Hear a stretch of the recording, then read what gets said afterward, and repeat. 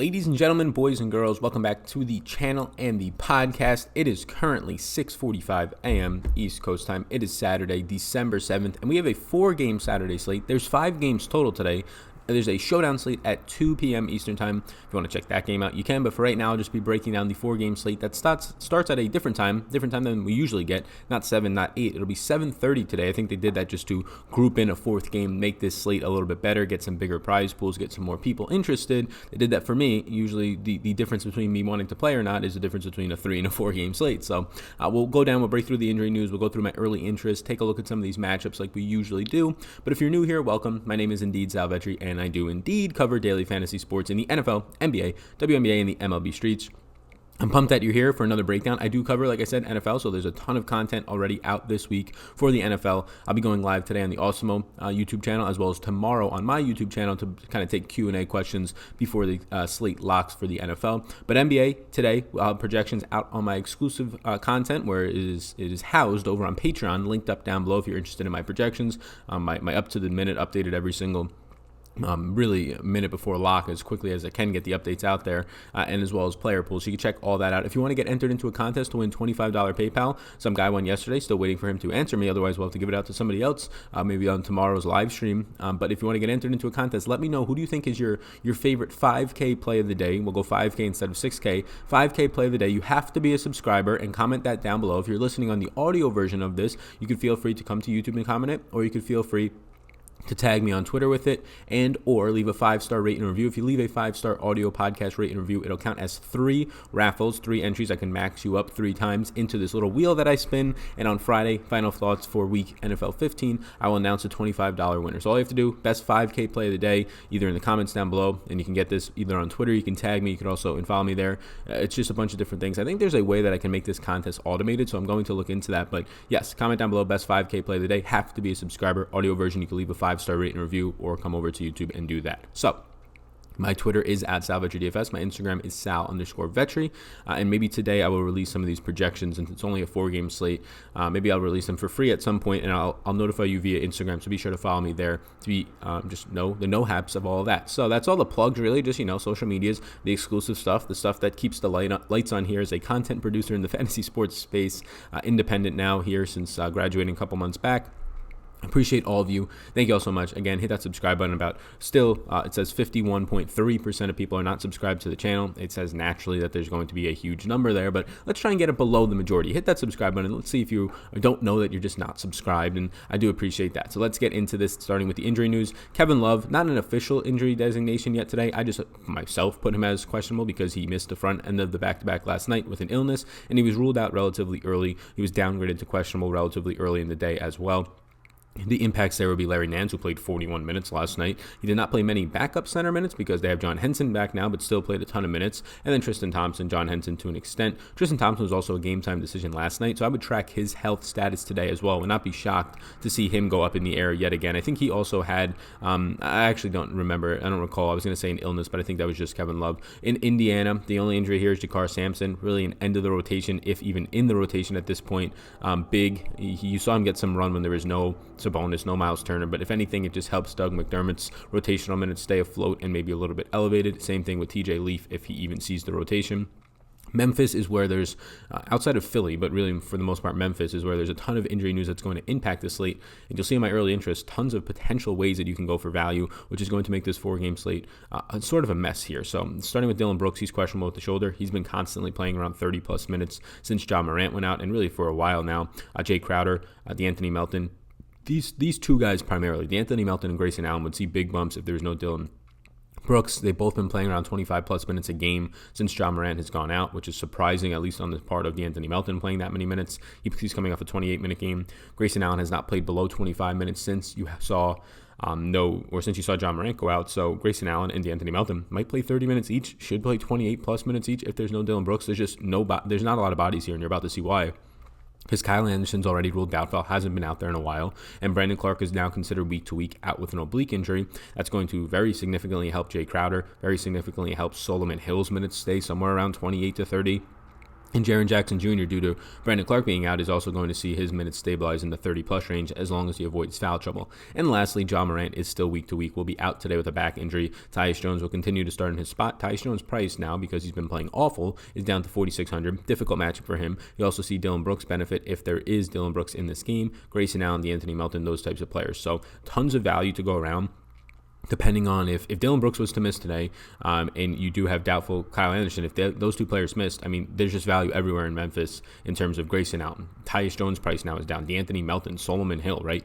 Even Jay Crowder at his price point, if there's going to be no Dylan Brooks or Kyle Anderson. It's just a ton of spots that you can get value from. Be sure to check my projections if you do have them as a Patreon later today. That'll be a spot that's very important to watch. I'm just going to assume a lot of these players will grade out nicely for value. Just trying to find the ones that have the most upside will be the key there. Going to Philadelphia, Joel Embiid is going to be out. It's not rest. They're calling it a hip bruise, so we'll see if that actually holds up or if it's just going to be rest. He was 10,000, but now he's off the board, so Al Horford will start at center. You're going to get Tobias Harris moving down to the 4. Ben Simmons will see Ben Watson. I was going to say Ben Simmons. We'll see a big bump, and then Mike Scott, who has not been great, but he should see a bump into the 18-20 minute range, probably a little bit more than he has been seeing. So the big thing here is that Tobias Harris will slide down to the 4, which is in theory is good, but on this team, for some reason, since Tobias Harris moved from the 4, he has been terrible. Now, it's a small sample. It's like 3 or 4 games without Joel Embiid, and terrible might be a harsh word. He's just kind of not lived up to the expectations. He's either barely hit value or gone below it. So I would say that that's terrible for our fantasy rostering purposes, but keep an eye on it. I still think Tobias Harris is fine today, but his price point is now up, and he is moving to the 4, so again, a nice spot to be at. But for some reason, and it's a big reason why, is because of Joel Embiid. Like, when you have Al Horford at the 4, he has one of his lowest rebounding rates of his career because he's playing next to Embiid. But even when Tobias Harris is moving to the 4, he loses a ton of rebounding upside, even compared to when he's at the 3. But again, it's a small sample. I would not imagine that keeps up. Josh Richardson will remain out with a hamstring, has been lingering him now for the better part of a month. Korkmaz or Thibault will start. James Ennis will pick up some run. All those guys in the 3K range, and this would be the guy that I would like the most just because he has the best point per minute upside, but none of them are really screaming out due to all the Memphis value that we have. Aaron Baines is doubtful with a calf. Frank Kaminsky, Czech Diallo, Darius Arge, Cam Johnson, all those 4s and 5s will see benefit. Frank Kaminsky should continue to start, but I'm not shocked against a tall Houston team, right? A big Houston team with PJ Tucker and namingly Clint Capella in the front court to see Czech Diallo see some more run here. Mike Conley, questionable with a hamstring. Last game, they didn't really give any minutes to the chalky Emmanuel Mudiay. You had actually more minutes going to Dante Exum. They gave minutes just to 3 pack-up point guards. But they ended up just doing what they did last year and touched on the Wednesday Osmo show with Josh Engelman that Donovan Mitchell would very much start at the point guard and Joe Ingles at shooting guard, and I wouldn't be shocked. And if that happened, then I wouldn't want to play any of those value guys. And you still saw Mudiay coming in at 50+% ownership. So those are the nights where you can try and get a nice edge. They ended up doing that a lot last year, so I wasn't shocked to see it happen. If Conley was to miss, Mitchell, Ingles, again, would see point guard run. Bojan would just have more overall usage as well. And then Royce O'Neal just picks up more stability in his minutes, depending on what they want to do with the size matchup against Jaren Jackson Jr. and Joe Val. You could just see a lot more minutes once again go to Jeff Green. Moving over to the target offense sheet, once again, be sure to hit that subscribe button. If you are interested in, I'm going to be making an NBA DFS course, but if you're interested in my NFL DFS course, I'm doing a flash sale on it. I'm just going to make it right now. It's usually $150. It's about 12 hours of videos, a ton of downloadable PDFs. It took me the entire summer to make, and I think so far we've had like 120 people go through it. If you're interested, I'm going to make it 66% off. I'm going to make it $49.99 instead of $150, but that's only for people listening to this video. So if you're interested, you can drop a comment down below, and I'll send you the link there. Just be sure to check back for the link. Just say, hey, can I get that coupon code? You know what? Let's make it $40. Screw it. We'll go extreme. That's the cheapest I've ever made it. So check it out down below if you're interested. So this is a target offense sheet. You can take screenshots if you want. I'm not going to spend too much time on here because a lot of this will kind of just be discussed on the early interest, but an insane total right now, a 126.25. I thought this was fake. This might be fake. 126.25, 10-point favorites for Houston against Phoenix today, who has a 116.25. Currently, we don't have the Philadelphia-Cleveland total due to some of those injuries, namely Joel Embiid, probably just Joel Embiid, maybe some Kevin Love as well, waiting on his injury status, but a 126.25 and a 16.25. Those are the two highest team totals on the slate in the same game, and a 245.25 game total is insane. I don't have this wrong. I copy and pasted this, or it pulls automatically. So this is correct, gang. So what does this mean? Well, it means that $11,700 James Harden is surely on the table today. It means that really all of these Houston weapons should be looked at. A lot of these guys are priced up as they should be for when your team total is like 8 points higher or 10 points higher than it usually is. 10-point favorites, so blowout factor, of course, a risk. But the problem here, or the reason why this is so high, is both of these teams have the 2 of the 3 highest paces on the team or on the slate, and they have a 108.75 combined pace in here. So 108.75 possessions per game. That currently right now ranks out for me 3.5 more per team than the next closest game, which is Utah and Memphis. And that Utah-Memphis game is probably going to be played slower than people expect because there is no Ja Morant to push the pace a little bit there, and potentially no Dillon Brooks. But the main part would be Ja Morant really pushing the pace and changing your offense around him. Tyus Jones coming in surely can keep the pace up, but nowhere near as much as when you're running out there with Russell Westbrook Jr., a.k.a. Ja Morant, in transition. So the places that stand out are surely Houston and Phoenix, and that's going to be a popular spot, I'm sure, for many on a 4-game slate when you have no Joel Embiid and your pay-up option is pretty much just then on this type of a slate. Really, it's Harden, and then it'll drop off to probably the next guy on his team, which is Russell Westbrook, I believe, are the 2 highest priced guys on the slate. Then yes, you're going to just have a ton of ownership in this game because of all the value on the slate that I'm already seeing in Memphis. The mid-range value in terms of like guys like Al Horford, just based on their bump up with no Joel Embiid, those types of players are just going to be in a lot of lineups today, and then you're just going to easily get up to James Harden. So I imagine the ownership later today when we look at it is going to be a chalky James Harden, potentially a chalky Russell Westbrook, and then just paying down for a lot of these Memphis just value plays in DeAnthony Melton, Solomon Hill, Grayson Allen, depending on the status of Dillon Brooks. So I think that looks like the optimal build right now. If I didn't think it was going to be absolute chalk, I would say that's the build that I would be playing. But I'm sure there's ways I'll try and go around it, get different. Harden, though, he stands out. And when your team has a 126.25 implied total, even if you get pulled, and the thing with Harden is he usually doesn't get pulled early. Like, he dropped 60 points and then he got pulled. So if somebody wants to say, he got pulled a week ago, he had 60 points in the game. He had over 80 fantasy points. Like, what else do you want from the guy? If he's getting pulled, he probably has 60 to 65 real-life points. And on this 4-game slate, unless Russell Westbrook also goes off in his own team, I really don't know who else can drop 60 to 65. Now, nobody's priced like him, but I don't know if anybody even comes within 15 of that. So not a lot of big names on this slate outside of maybe Ben Simmons now usage with no Joel Embiid or Horford, but I'm sure they'll also be picking up ownership. So that's the main spot. The rest of these games are pretty gross in terms of total so far. I'm sure Philadelphia and Cleveland will be somewhat gross as well. It's more of a slow-paced game. The second slowest on the slate, well below league average in pace, 3 possessions less per team. Probably no Embiid for sure, no Richardson, maybe no Kevin Love. It just looks like a spot where you might not have efficient teams. But the other games, New York versus Indy, a 101 implied team total for New York after the coach gets fired. Maybe they come out and do something. A 107 implied total for the Pacers, that's gross, and then a 104 implied total for Memphis, which they're just beating up. These games are not good environments. Now, Utah against Memphis in the 10 o'clock game tonight is a 116 implied team total. That's appealing. We'll see what happens with Mike Conley, but if he's in, a lot of these guys are priced up to what they should be. You'll find some value in a guy like you'll find value in Rudy Gobert tonight, but going up against Joval, whose minutes limit seems to be off, is definitely scary for Gobert. Gobert can handle Joval on the defensive side, I think, although Joval just size-wise probably a mismatch even for Gobert's just elite skill set on defense.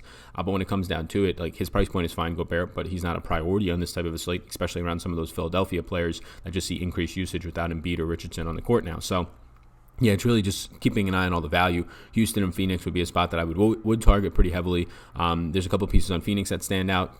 Obviously pieces on Houston, and then just going out across the board to some of these different games and getting different. Always try and get to 1 to 3 guys in your lineups that just are going somewhat unnoticed. It doesn't have to be 1% owned guys, but 10% owned guys, 8, 13%, even 15% on a 4-game slate. Those will make your lineups different enough. If you're looking at ownership projections and you're getting all the guys in your lineups that are going from your 8 guys in your lineups are within the top 15 in ownership, there's a really good chance you're not winning that night. But Sal, why can't they all do good? They can surely all do good, but even if you get lucky to the point where they all do good, right? You have to get lucky at some point in DFS to bank the tournament. Even if you get lucky at that point, and this is if you're entering like 1 to 5 lineups, then the odds of you just not holding hands with everybody to the finish line is very slim. And if I told you tonight that entering your $15, you had no shot at winning your big 100K to first or 50K to first, and instead it was going to be split so many ways that you can only win 5K, you would probably enter a different contest. So I definitely try and get different tonight on this 4-game slate where it seems like a lot of chalk is going to come in, especially at the value end. Here we go. I'll read off these for the podcast users, and then you can look at it if you're early interest right now, even on this type of a slate, 21 people. So Harden at the top makes a lot of sense. I don't have Russell Westbrook on here. He's fine if you want to get to him, but I'm just trying to not put everybody in the player pool. I'm trying to show you that my priorities would be getting to Harden. You can get to both of them on this slate. Hasn't really worked out all that much this year. Now Westbrook's priced up to 9,400, and James Harden price is technically down to 11.7 after spending a lot of time in the 12K range. So yeah, I would prefer Harden here in this matchup. Again, 126.25, really all you need to know. The guy's playing 38 minutes per game and averaging damn near like 1.7 plus fantasy points per minute. Ben Simmons at 8,200. I do like him. He's not my favorite Sixer today, but his price point doesn't move. You have Tobias Harris's price point rising up because of his play recently, mainly against a really bad Washington team where he just couldn't miss and he was pretty much unconscious, but also because there's no Joel Embiid, but you don't have Ben Simmons price changing, so point guard, small forward. If you could put Ben Simmons into the small forward spot today and make your lineup look good and feel good about it, I mean, that's a great spot to be in. You have another point guard in your lineup who is going to attack the basket and, I mean, pick up more rebounds now there's no Joel Embiid, and you can put him in there as a small forward. That's a lot of usage for a small forward. Clint Capella, this is the range that becomes a little bit difficult. This 7K range is a lot of guys that I like. In the 6K range, it's pretty clear. In the 5K range, it's somewhat clear. But right now in the 7K range, there's just so many weapons that you can go to on a 4-game slate. And I think this is going to be the deciding factor of the slate. If people don't play James Harden, you probably get 3-4 of these guys in the 7K range. If you do, you might get 1 to 2. And I think Clint Capella looks great against Phoenix, right? There's no Aaron Baines once again. Clint Capella against Frank Kaminsky is a fine matchup. Diallo might be a tougher matchup for Capella, but nothing that runs you away from him. It just makes Diallo a little bit more interesting because looking on the court more. But, I mean, Capella's rebounding rate is through the roof right now. It's not getting impacted by Russell Westbrook at all. And again, this game environment is just too nice on a 4-game slate. I think Capella might be one of the pieces in that game that maybe goes unnoticed, if anything, just because of the amount of 7K plays around him. And if he doesn't go unnoticed and he's garnering ownership, well, then one of these next guys is going to go unnoticed. You have Donovan Mitchell at 7,600 against a banged-up Memphis team. Well, he'll be facing undersized Tyus Jones, undersized and underskilled DeAnthony Melton. You have Domantas Sabonis at 7,500. Going up against the Knicks, the lowest price point I found on Sabonis in about 2 to 3 weeks. He's just been crushing this price tag as of late, playing 35 minutes. A lot of those minutes now, again, coming at backup center as of late, which are so valuable for Sabonis if he's going to have stints without Turner on the court and play 10 minutes, 15 minutes at center in the night. That's huge against the Knicks, who surely it's just not a spot that tonight Mitchell Robinson's not going to get much run because Sabonis is a guy who can go out to the three-point line, Turner to an extent as well. It's probably a spot where Sabonis gets a lot of Taj Gibson, Bobby Portis, and I really like that for Sabonis. Tobias Harris I have in yellow because he's 7,400 against Cleveland today. He'll play at the 4. He'll get matched up if there is no Kevin Love against Larry Nance, which is a fine spot for Harris. Even if there is Kevin Love, still a fine spot for Harris. It's just that his price point has now come up. He's no longer where he usually is, around 6,400. So if you have really Al Horford's price point not coming up a ton, Ben Simmons' price point not changing much, if Tobias Harris gets really chalky today, I'm fine not getting too much at 7,400 because look, if he has a 35-point game, that was good when he was $6,000, right? But now he has to have you that 40-point game plus on a 4-game slate. He can surely get it here in this matchup with the usage at the 4. It's just not a slam dunk lock or slam dunk play as some of these other guys on his own team are to me. Rudy Gobert at 7,300. Like you have Gobert at the center, yes, against Joval, but he's been playing big minutes around 34 per game. I'd rather have $7,300 Rudy Gobert at center tonight than $7,400 Tobias Harris at the 4. And also, if Kevin Love is in, this Tristan Thompson, Kevin Love duo, it's gotten worse, mainly from Kevin Love since the start of the year. Thompson's still been steady afloat, maybe due to injuries for Love and just natural regression. But they're a really good rebounding team, whereas Memphis, although they have Joval playing more minutes, so the rebounding rate should come up for them, they've so far been poor at rebounding this year. Malcolm Brogdon down to 7,200. Like this is another price mismatch or just a spot where there's a price discrepancy, underpricing here. $7,200 as a shooting guard, point guard, shooting guard eligible player. It's just too cheap for this type of a guy. So there's a really good case to be made for, look, James Harden in that game environment. It's really hard to imagine Harden not being needed on this slate. But there's a case to be made that says, hey, let's just say Harden goes for 50 tonight, and you get Russell Westbrook instead, and he goes for 45 or 50 or 55.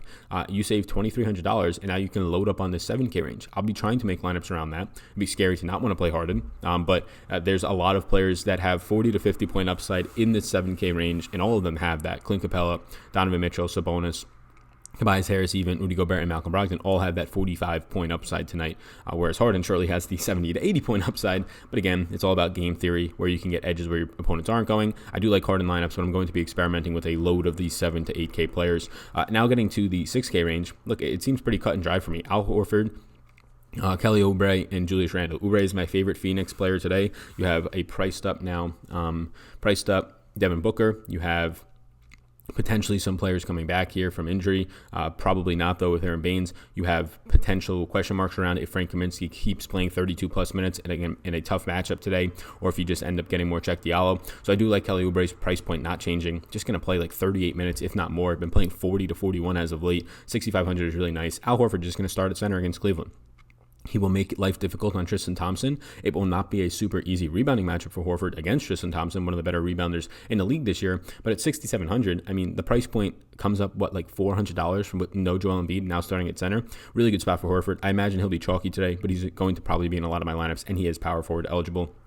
Julius Randle at 6K flat, just too cheap of a price point. Yes, the Pacers are a tough team to go up against with Miles Turner and Sabonis, a big front court, but Julius Randle, starting at power forward, going to play 35-plus minutes. A new coach, so maybe you see some more design or some more oomph out of a guy like Julius Randle. If there's anybody on this team who might get pissed off and play a little bit harder, probably is Julius Randle, so we'll see. I like Julius Randle today at $6,000. 5K range, a lot of guys in here. Jeremy Lamb's price dips below 6K. Whenever that happens, I usually have some interest there. Just a shooting guard small forward that is going to average around 32 to 34 minutes per game, somewhere in that range. He's just playing really well as of late. I mean, he's averaging right around 30 DK points a game, and he's pretty stable for that. If he has a nice shooting night, it's even higher, so probably more of a cash game play. Jay Crowder, really good spot with no Kyle Anderson again, maybe even no Dylan Brooks. Crowder's going to have to be locked into like a 33-minute role. He's been playing about 31 minutes per game already. I think he sees an extra couple of minutes here tonight at 5,500. Tough matchup against Utah without a doubt, but I do like putting Crowder in small forward. He'll probably see more power forward minutes as well at points tonight. DeAnthony Melton and Larry Nance, they're both in yellow. I like Nance today, not too much, but at 5,200, played 40-plus minutes last night. He's just going to play a lot of minutes. Like, he had a bad game last night, but if that means one bad game is going to make a ton of people run away from him, granted, he might not play a ton of backup 5 minutes with John Henson back. I still think a guy going to play 35-plus minutes at the 4 is a fine matchup, even if it is against Tobias Harris. And also, he lucks out that Joel Embiid is out because he's not facing Al Horford at the 4. He'll face Tobias Harris, which is still a tough matchup, but nowhere near as difficult as having to face a Joel Embiid, Al Horford front court. So he's fine if there's no Kevin Love. Otherwise, I don't want him. DeAnthony Melton, I have in yellow because, look, he's priced up to 5,200. If you have in today Dylan Brooks, I'm probably not going to have much interest. If Dylan Brooks is out, Melton's going to have to play like 26 minutes at the minimum, probably 28 plus. But it doesn't mean he's a lock for me. He's been playing very well as of late to start the season, these last really 3 games of extended run. But if he becomes really chalky at 5,200, look, I would rather have Jay Crowder $300 more on his own team. I would rather have Jeremy Lamb for $600 more. It's a 3-game sample where he's been hot, right? He's a player who is not averaging this type of production in his career, a 1.2 guy. He's not that. At best, he's like a 0.9 fantasy point per minute producer. And at that point, even if you play 28 minutes, you're looking at low 20s more times than not in production. And at 5,200, he's already priced up for that. So if he's chalky, I won't have a lot of interest. I'll just look elsewhere on a 4-game slate. If he's not, then yeah, I'll surely get some. Marcus Morris at 5K flat. This is another guy I'd rather have than DeAnthony Melton. You're just locked into Marcus Morris playing 32 minutes or so in this spot, coming off of a couple bad games, so I think people will be down on him, especially coming off the injury. Haven't heard his name in a while, so yeah, I prefer Morris over Melton as well. Daniel House Jr., keep an eye if he starts or not. He was moved out of the starting lineup last time due to injury, and McLemore had another really good game. If he does start at 4,800, he's completely fine in that. His great pace environment. Hey, House Jr. would be one of my favorite plays on Houston tonight. Even if he doesn't start, comes off the bench, he's probably going to be locked into 28 to 30 minutes. If he does start, though, you probably see 30 plus. Tyus Jones at 46, price coming down, has been really bad as of late, has a really tough matchup now, but I'll keep an eye on his ownership. I do like him at 4,600, shooting guard eligible. Right now he's seeing about 30 minutes per game or so since you had no John Morant. His usage is around 20%, but that's steadily and really quickly coming up since taking over as the starting point guard. Solomon Hill, 4,300. You probably get more interest in Solomon Hill. One, Kyle Anderson being doubtful. That's good. Probably has to play 28 plus minutes. If there's no Dylan Brooks, you probably get some more just minutes going to just from Dylan Brooks fallout. You probably see more Grayson Allen, things like that, and more DeAnthony Melton, but also some more just overall minutes where they kind of just move the rotations around. So Solomon Hill has to get those stables 26 to 28 due to the lack of bodies. And it's a brutal matchup for Solomon Hill. But again, he's 4,300. This is where it comes into play. You have Tyus Jones, you have DeAnthony Melton, you have Solomon Hill, you have the next guy on here, Grayson Allen at 4K. They're all like players that I don't feel comfortable playing outside of Tyus Jones, but he's been bad as of late. But you have to just get to these guys in this type of a slate because they're all giving you value in the below 5K range for the most part. Grayson Allen at 4K, if there's no Dylan Brooks today, he's going to play a minimum of like 28 minutes. He's just going to have to. And at that point, even if he's not a great fantasy point per minute producer, he's $1,200 cheaper than DeAnthony Melton playing the same amount of minutes and similar point per minute production out of these guys. I would probably get there. The upside for DeAnthony Melton is he's the backup point guard as well, so he gets a lot more usage there, whereas Grayson Allen is probably just primarily going to stay as a shooting guard today. Check Diallo at 3,800. Don't have a ton of conviction around this, but they're playing Houston. Clint Capella is a more dominating matchup than Frank Kaminsky, who's normally a power forward. There's a chance that instead of Diallo getting his 18 normal minutes to run as a backup center, he ends up finding 22. You put Frank Kaminsky back at the 4 for some. The issue here is that Cam Johnson's coming off of the best game in probably on his season, so him staying in there pretty steadily as a backup 4 and slightly backing up Kelly Oubre, who usually doesn't leave the court, leaves it so that Frank Kaminsky's minutes are primarily going to come at the 5, which leaves it so that it's really hard for Diallo to get any more runs. So I do think there's a chance that they just give Frank Kaminsky less overall minutes today, leave him at like 26 to 28, and that gives Check Diallo somewhere up to like the 22-minute range. It's probably not likely, but there is a chance on a 4-game slate, so I'll be taking that chance in some spots. All right, thank you for tuning in to another video, another NBA breakdown. Hopefully, I'll leave it on the injury dashboard. Hopefully, you all enjoyed that. Please leave below your 5K play of the day. Let me know. Leave your Twitter handle or PayPal so that you can be entered into the contest, and you must be a subscriber. If you're listening on the audio version, feel free to reach out on Twitter, tag me with your 5K play of the day. Feel free to leave a 5-star rate and review. Even if you're listening on YouTube, if you do that, it'll count as 3 entries for you. So not just your 1. You'll get the 1 on YouTube and then 3 over there. So be sure to do that as well. Again, must be a subscriber. 5-star rate and review on the podcast as well. Get you 3 entries into that. If you want my NBA projections, I might make them free for a little while today. So be sure to hit me up on Instagram. Follow me over there. I'll drop a story. And then also over on Patreon is where those projections live every single day. If I don't end up making them free today, my cash game tiers for NFL will be out today over there. Live stream today at 10 a.m. for patrons. And then tomorrow, Closing Thoughts podcast. We had an ownership show for NFL yesterday for Patreon. So be sure to check that out. That's kind of the thing that keeps the lights on over here, but it's also a thing that I feel really strongly about growing that community. So thank you all for tuning into this. Again, follow me on Twitter. It's at SalVetriDFS, Instagram SalVetri. Hit that subscribe button before you walk out the door, and I do appreciate you. Have a great start to your Saturday, start to your weekend, really. Hopefully it's going well, and end to your day, depending on when you're watching this. Peace out, and best of luck tonight. Thanks for tuning in, and I hope you enjoyed that video. Above my head, if you're not already subscribed to this channel, I do ask you if you can please hit that subscribe button. It helps me out a good amount to reach more people. You can also follow me on Twitter. That's over there. Right in the corner is my @SalVetriDFS Twitter. And then above, you'll find my Patreon link. You can click on that if you want more exclusive content for me. Or a video is going to pop up, so why don't you check that one out as well. I think it's going to be beneficial for you. Thank you so much again for tuning in, and I hope you have a fantastic rest of your day.